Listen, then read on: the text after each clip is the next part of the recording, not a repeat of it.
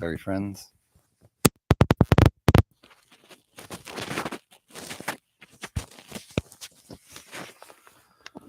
This worked so well yesterday, last time. Let's try this maybe. See if this is a good one. Yeah, let's try that.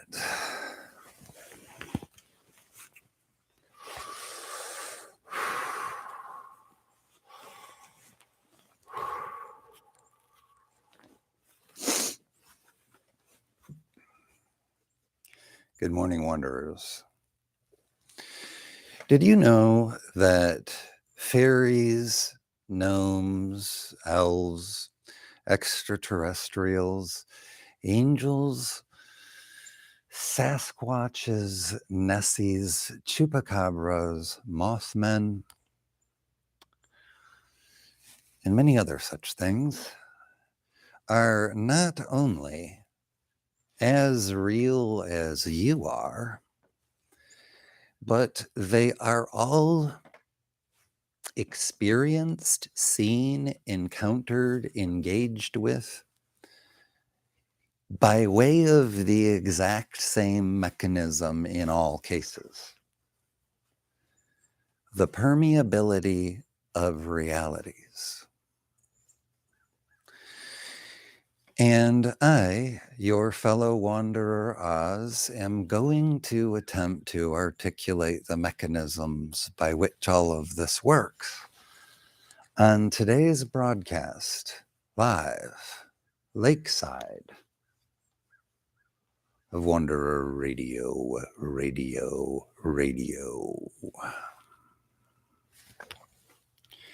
The permeability of realities. I've been wanting to talk about this topic for a long time, and this topic comes with, as I just promised, an articulation of how all these things are as real as you are, and what is going on here when we encounter these things, and why do they seem like myths and all of that.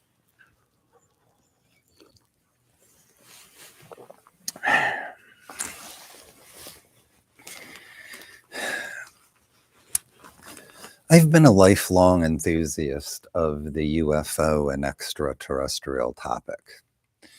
And when I decided to take that exploration into books at a certain point in time, I looked for recommendations, and I got a bunch of recommendations, and I ultimately settled on this book, Passport to Magonia by Jacques Vallée.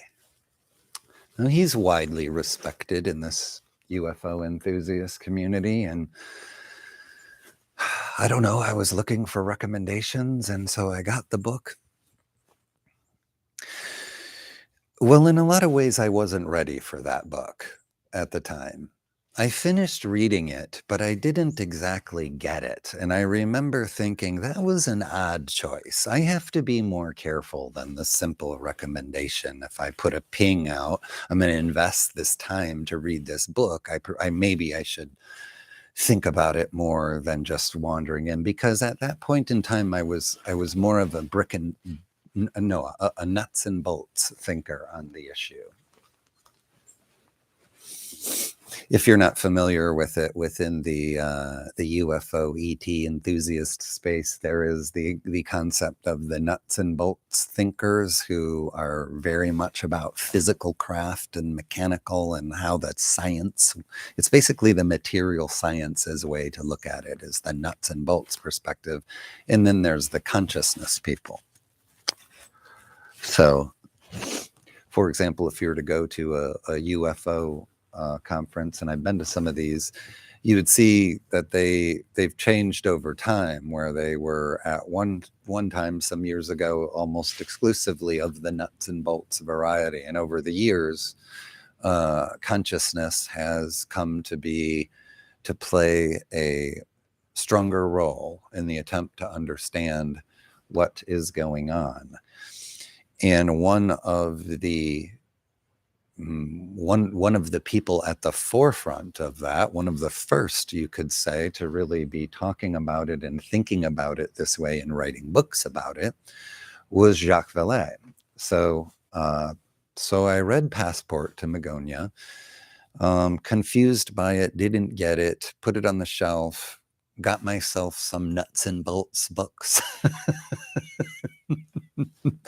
Watched a lot of Bob Lazar stuff and whatnot. And anyway, I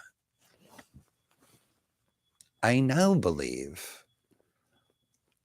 that Passport to Magonia had it more accurately and was much closer to where one would go to find the truth of it than any of this nuts and bolts stuff that I got into later.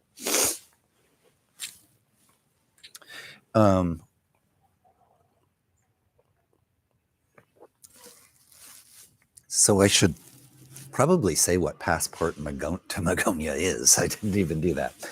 Passport to Magonia is a story, not a story. It's a book written by Jacques Vallée, where he is trying to understand the UFO and ET topic by way of looking at the folklore traditions, as we refer to them now, folklore traditions of places like Ireland and Scotland, with the concept, just as an example he uses in that book, of gnomes and fairies. So fairy lore. And the reason he was doing that was because he was expressing how there are a great deal of commonalities in the mechanisms and manner, the very bizarre, most importantly, from nuts and bolts Western science terms, the seemingly unrepeatable, impossible to repeat weirdness of the phenomena. And as one famous government representative, Air Force or whatever, in the 50s, he said, he described the UFO topic in saying that what we have here are highly credible witnesses talking about very incredible things. And so that's where a lot of the, that's where a part of the angle that Jacques Vallée was coming at it, was that you had these, these very, these people who would be very well respected and known in their community, and they and then they would, in like an Ireland or Scotland area, they would tell this this fairy lore, these fairy stories. So they functioned almost exactly the way the extraterrestrial topic functions, in that people would have an otherwise normal life, well-respected normal person, and all of a sudden they have this story about how they encountered fairies in a fairy circle, or wandering in the woods or whatever. And so of course it's like, well, you're a nutbag, and the people of the town throw vegetables, and the media first cashes in and then scornfully derides the person. All that goes. It's always the same.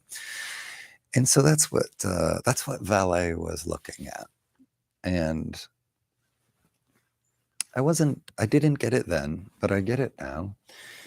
And so I share all that with you as a personal aspect of my pathway, and something that might be of interest to some of you. But the manner by which I feel best to explain this permeability of realities topic, and how it would come to result in things like Sasquatch, ET, angels, and gnomes. Dibs on band name, by the way. What did I start that with? It was ETs, angels, and gnomes. Oh man. All right. Well, it's live streamed. I can come back and find it later. Anyway.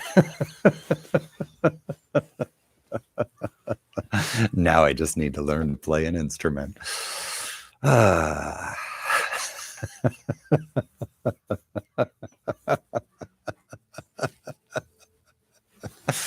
I do hope you laugh with me, Wanderers. The teacher of A Course in Miracles. Of course, it's up to you whether or not that entity is the one once incarnate as Jesus, but nonetheless says to us that we take this all way too seriously.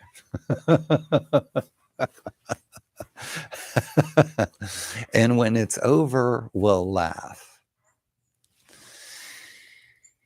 And he doesn't mean after you die and you go into the afterlife, you have a good laugh. He means no, when you realize it all for what it is.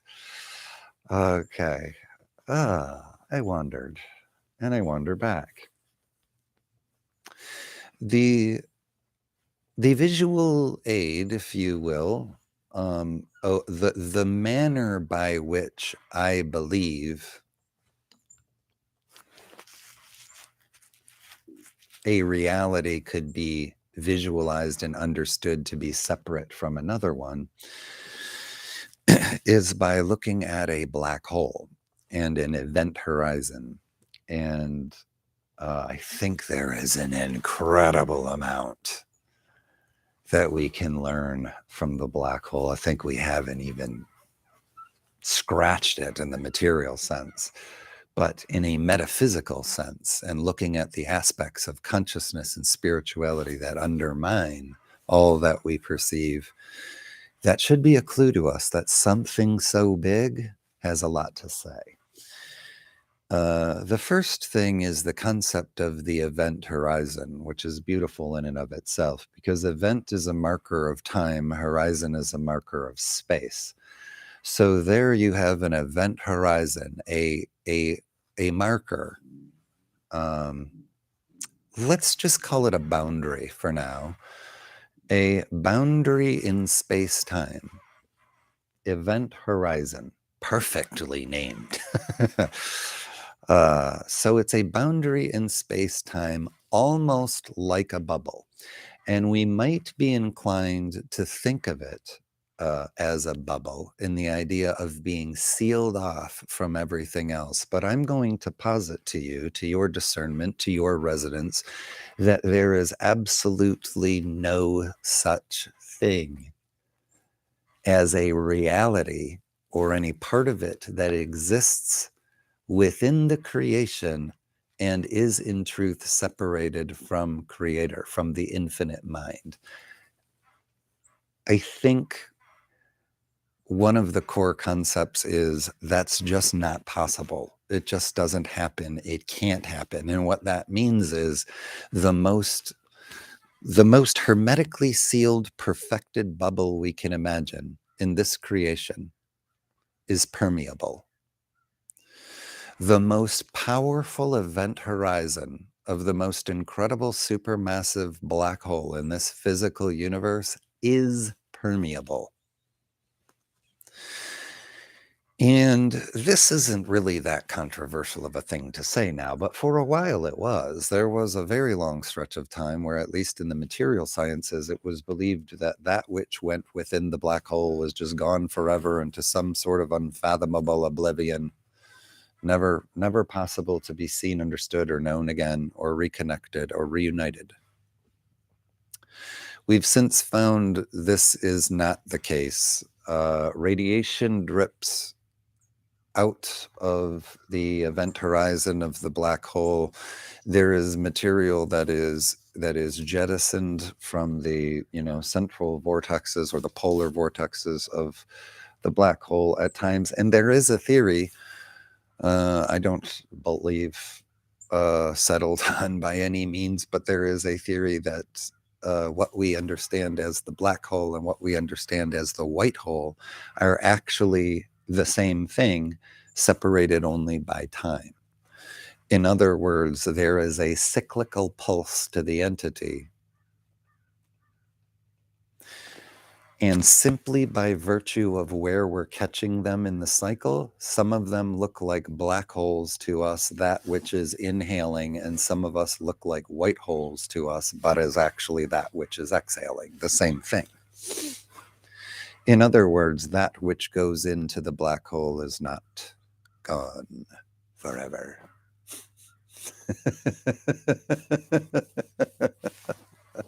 Nothing is. Gone forever is a lie.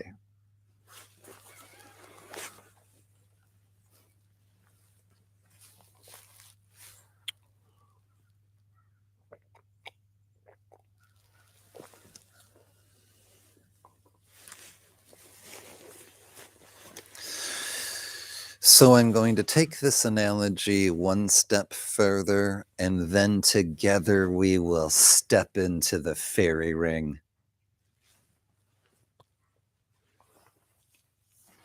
So here's the stepping stone I would like to use in the analogy.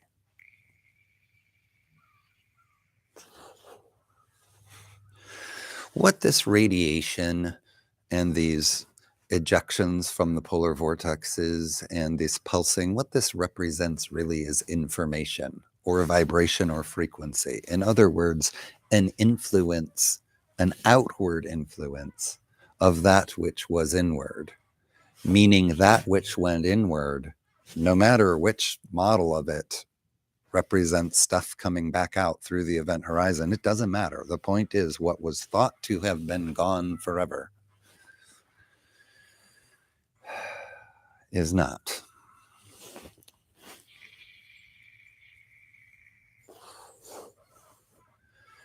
And never is.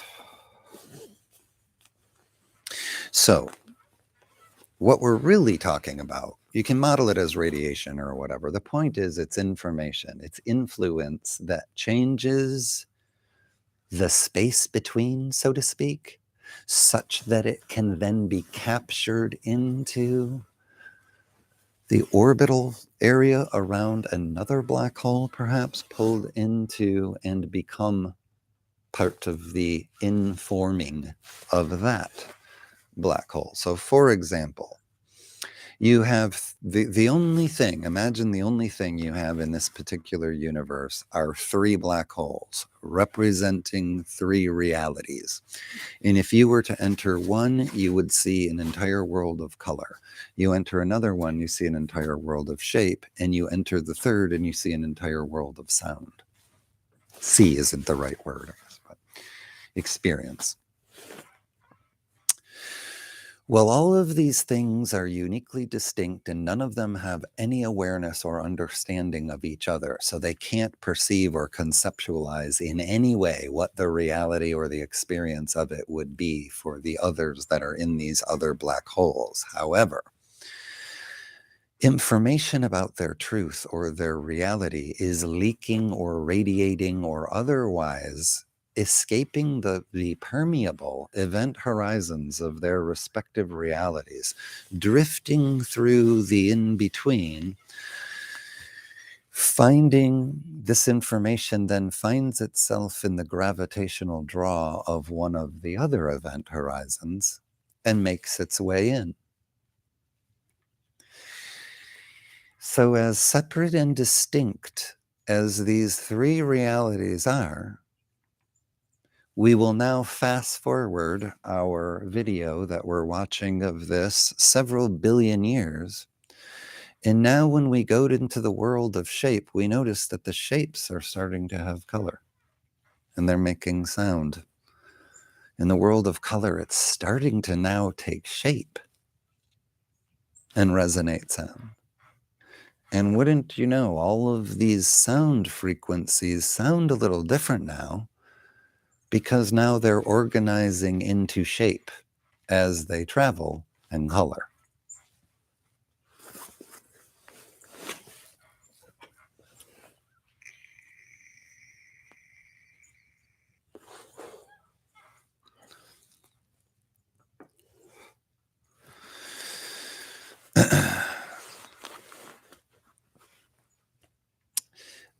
that which is in between these three realities could be thought of as space, or it could be thought of as the medium upon which information travels.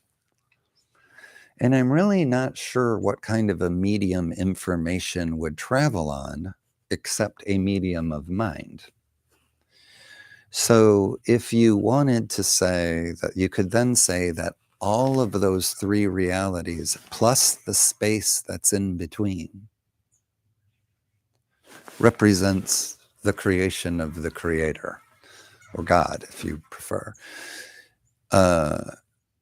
So there is a mind.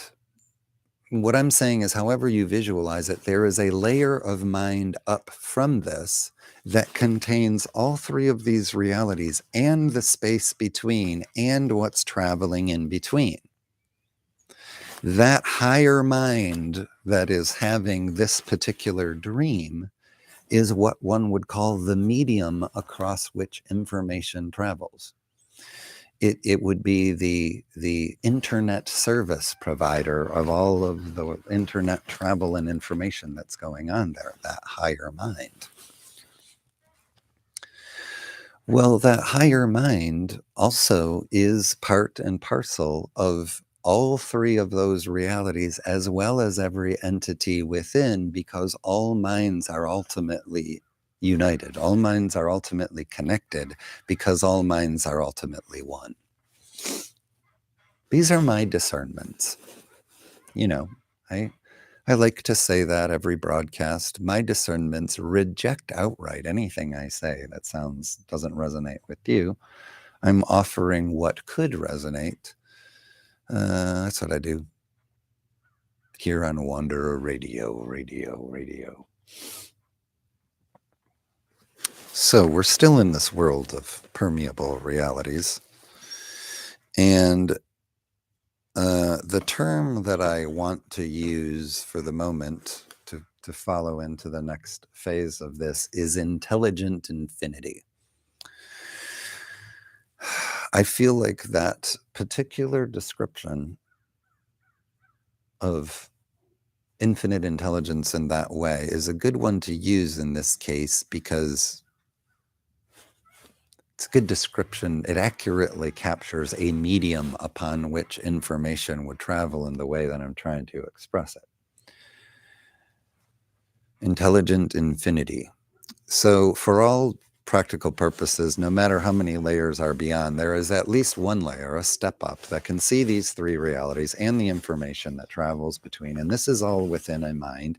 And that mind would be at least a level of intelligent infinity if one were to try to connect to it from, say, being a shape or a sound or something within one of these realities. All of them have access to the whole.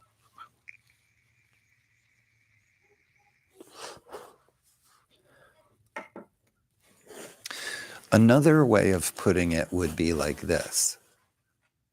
The shapes have no concept of color. They don't believe in color. They have no reason to. They've never experienced color. And awareness of that is willfully kept at bay by their creation of the event horizon that surrounds them, a bubble, in effect, that they create with their beliefs. And they don't believe in color because they've never seen any evidence of it, let's say. But they can only 99.9% believe that, or more. But there has to be a percentage of them that doesn't believe that, because some part of them is intelligent infinity. Some part of every single entity in the creation is intelligent infinity. That means we all have access to the greater truth. That means that anything that isn't true, for example, a shape that believes there's no such thing as color, that distortion can never ultimately hold against the ascension of the entity, because it isn't ultimately true. And the entity is ever and always ascending toward greater truth. And so the way that would manifest is that this small percentage of belief carried by every single one of these shapes essentially represents the permeability of their event horizon, no matter how small. And eventually, at some point, that permeability is going to give way to the intelligent infinity, understanding of truth that is in the information, let's just call it in the space between. And that information will permeate into the reality. And one of these shapes will observe and experience something it understands as color. And all of a sudden, you have a pink cube wandering around amidst the otherwise colorless shapes. And maybe most of them can't perceive it. Maybe some of them are starting to. Maybe they respond with ridicule and fear. But what is happening there is the permeability of the reality is resonating truth. Maybe it wouldn't first be an entity becoming color. It would first be an entity observing color.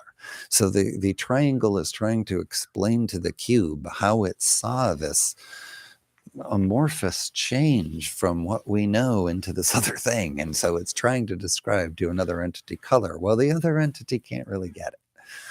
It's kind of impossible to describe color. But the entire society and reality of the shape people has now changed because one of the entities in it has been exposed to color for a fleeting moment. In this permeability of the reality, this cube saw pink and suddenly understood what a color was, but has a real hard time articulating it to anyone else. Nonetheless, the society as a whole is changed a little bit because the one has changed. And so over time, among the collective, this might take a very long time depending on how strong their beliefs are, but nonetheless, their beliefs can never overwhelm the intelligent infinity that will ultimately always find a way to penetrate into every seemingly impermeable reality and influence it and change it and blend it. So after enough years, let's say, enough generations, eons, millions of years of experiencing little glimpses of color, the entire society of shapes has evolved and changed to a point where they all share a greater awareness of what color is and what it means. And all of a sudden, they started incarnating with a little bit of color. And this is not feared. It's celebrated because they're starting to understand this or whatever. So they embrace it, let's just say. So anyway,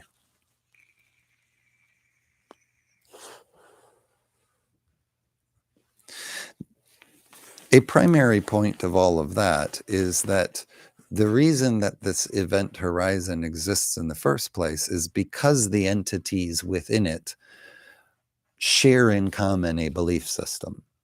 And that creates a boundary of a reality, so to speak. It is a shared belief that what is outside of that boundary is not part of the reality, and what is within the boundary is.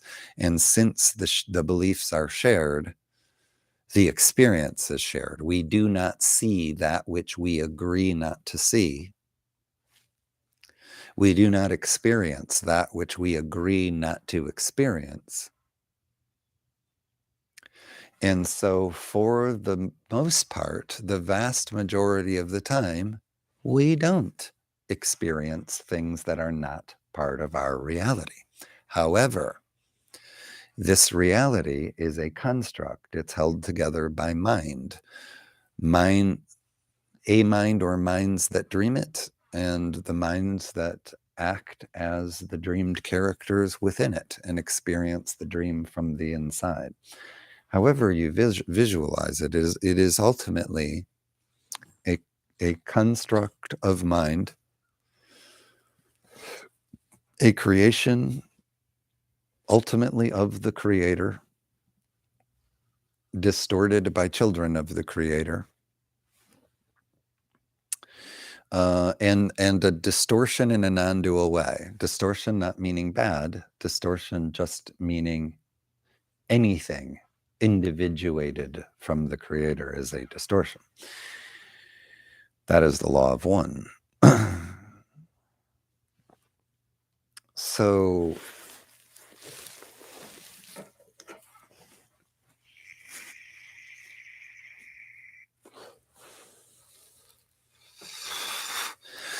So all is mind or consciousness. That's something that I say per my discernments here on Wanderer Radio quite frequently.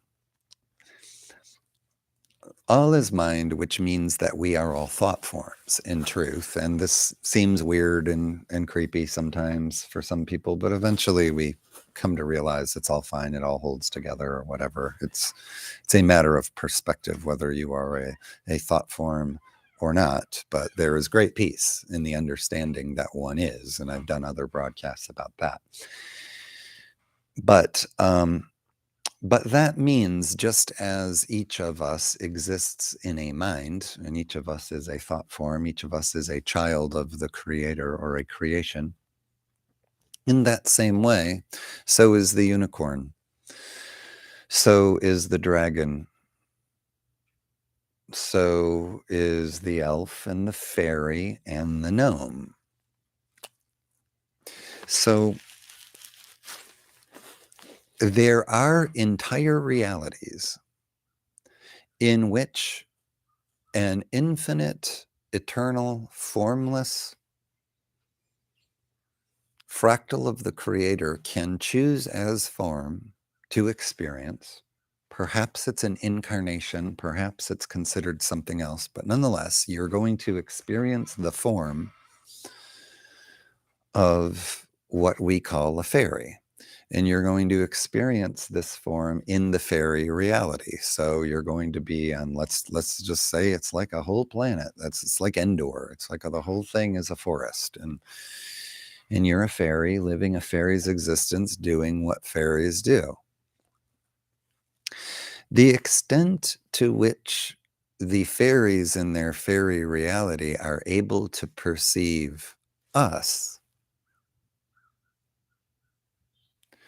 is not necessarily informed by our ability to see them, because the extent to which we are present in their reality depends on the extent to which they believe that we are real and that they believe we are a part of their reality.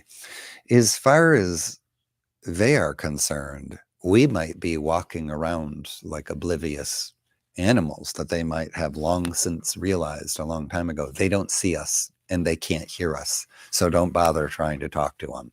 They're going about their business, doing their own thing. We tried and tried and tried. We tried smoke signals. We tried dancing. We tried, magical holographic. We tried everything. They don't see us. They don't believe that we're here.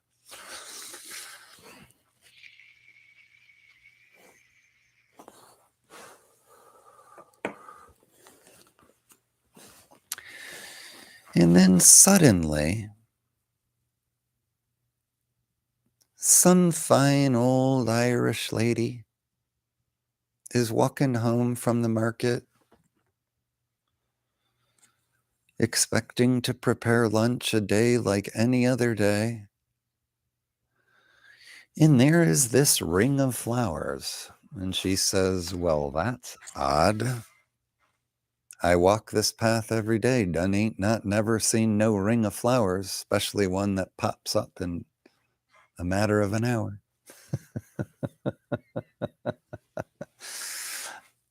I think I'll walk in the middle of it. And there she goes. She walks into the middle of the fairy ring, and as soon as she gets inside, there's fairies. She couldn't see them when she was outside the ring, but as soon as she got inside, she could not only see them inside the ring, but as she looked out, she could see them all around. They were as surprised that she could see them as she was.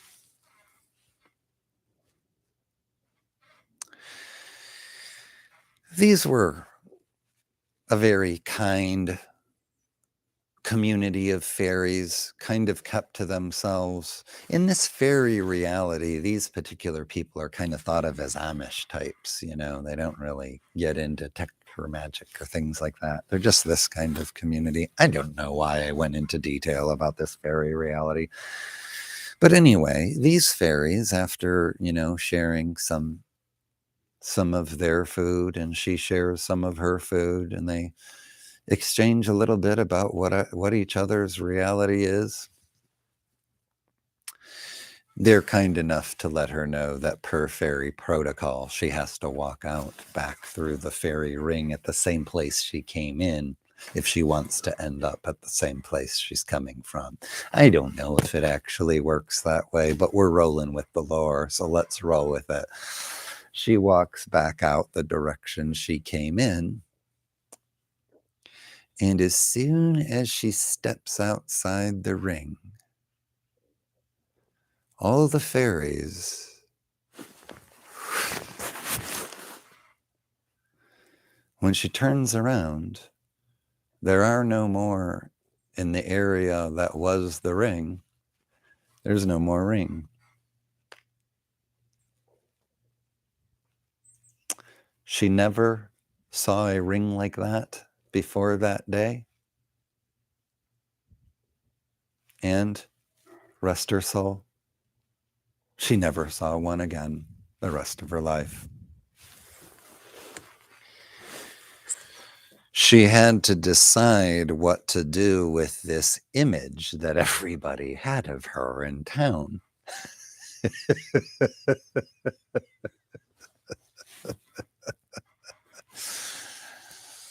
Does she decide to share her story? Well, many probably don't. They carry such a story to the grave. In her case, she decided to share the story. And it did change how she was thought of by the people in town. Many of them thought of her as quirky or odd. That lady, she was very nice and normal up until that whole fairy ring thing. And ever since then, what a kook. I don't go anywhere near her. Maybe it's contagious.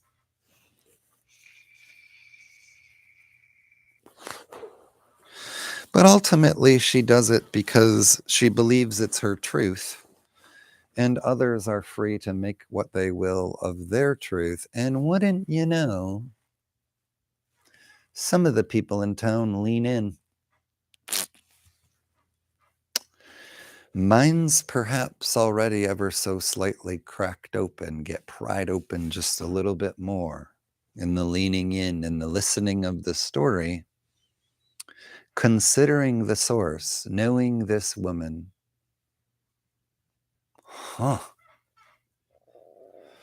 For me to believe it the way she does, it would have to happen to me. But I got to admit, maybe I'm nudged ever so slightly by just how normal this woman seems and has always seemed.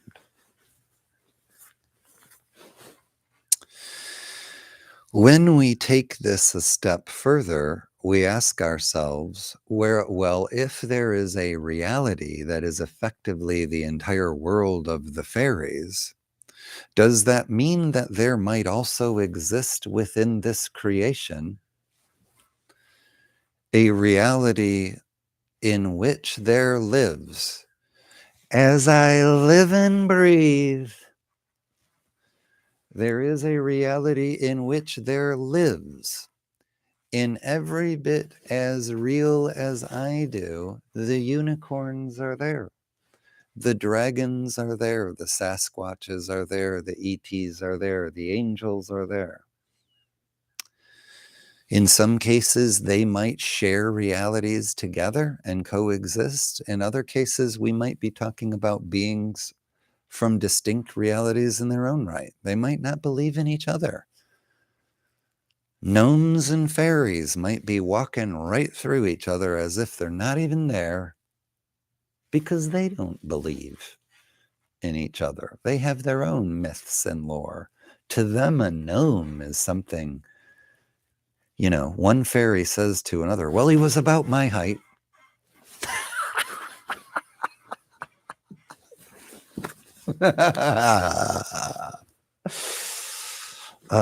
So all of these things, this is the one distinction. Why are we alone? You want my simplest articulation of how you solve the Fermi paradox? Why are we alone? Because we believe we're alone. And of course, there is a resonance, there is noise out there selling us constantly great reasons to believe we're alone, great reasons to believe that this is a physical reality and therefore somehow different from other realities. And the physical aspect is the distortion. The luminous aspect is the greater truth. Therefore, the holographic level of this reality is less distorted, if we were to see it that way, than physical reality. Physical reality is a layer of ideas we've been sold and believe in and can dissolve and are permeable.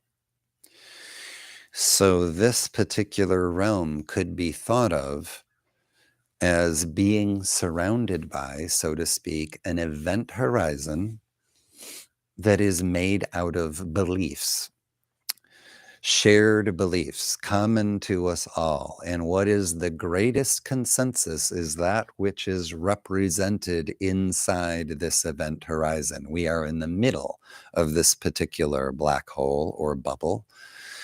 But as I articulated per my discernment at the beginning of this broadcast, there are no impermeable bubbles, and this one is no exception. So all of these other realities, the unicorn reality and the fairy reality and the ET realities and the angel reality, all of those things could be thought of like a neural network. And maybe some of these neurons are closer to the center, so to speak, or closer to the less distorted resonance of the creator or source. But nonetheless, they are connected to that, or could be visualized as connected to that by little threads or vortices of information, light, space, however you want to look at it. But it is the connecting thread of what is also referred to as the cosmic web. All of these things are layers of manifestation, understanding the same thing over and over and over and over and over again. It just repeats on layers upon layers upon layers. And the realities are exactly the same, exactly like the neural network, exactly like the cosmic web, because all three of them are manifestations representing the exact same mechanisms in play.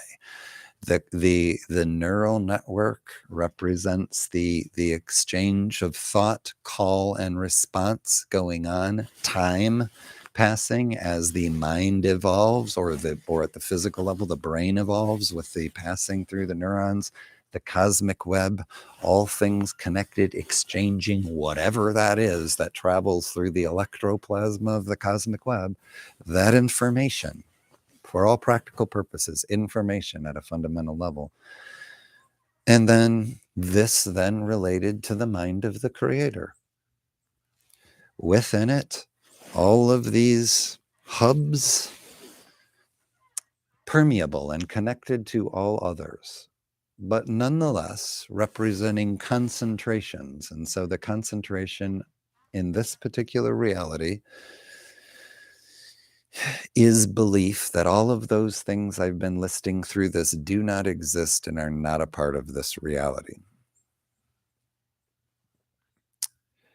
So if whether you're to think of these fairies and Sasquatches as geographically representing entities that live on the same sphere inside the event horizon, all that means, if you're thinking of it in neural network terms, is there is a you could visualize it in this metaphor as a thicker, stronger, closer resonance.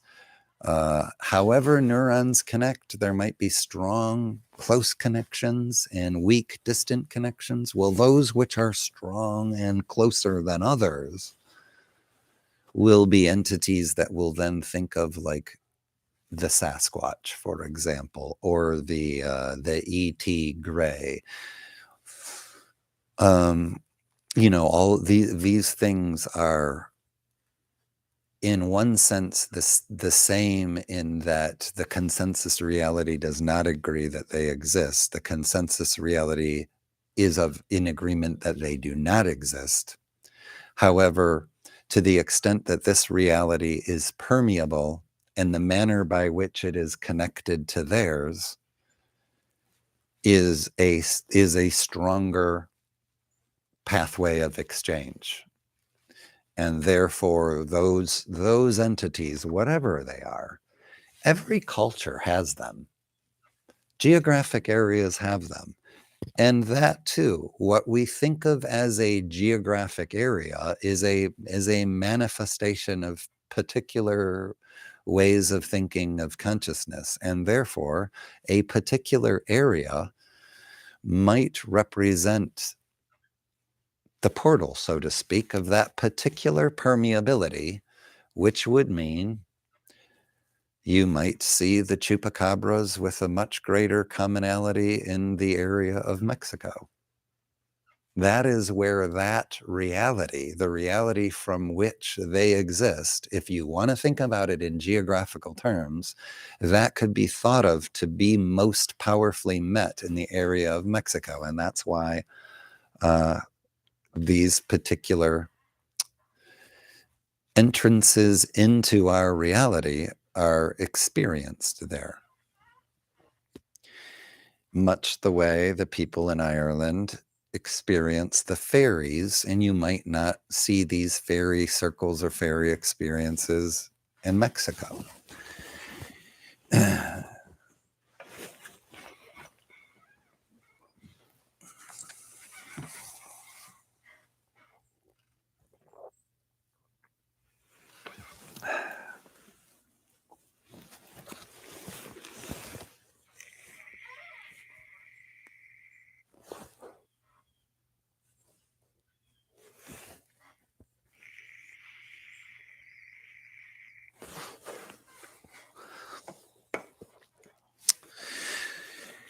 So there you have it, wanderers. By perhaps adjusting somewhat how we understand the reality of what we are and the reality of what our reality is, perhaps if we choose to adopt a somewhat different view of that, on a certain level, if you're looking at it from material science terms, it sort of means that we become less real, allowing the fairies and the gnomes and the ETs and the unicorns to become more real.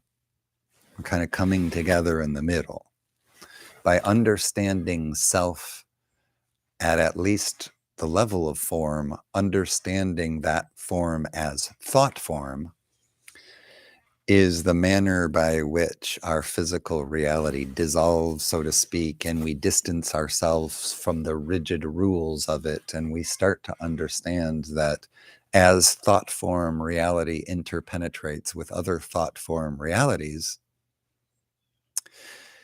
they can share reality. They simply have to believe in each other. And since there is incentive and fear among many to squelch such beliefs at this present space-time nexus, at this event horizon, These things are almost never observed. Almost.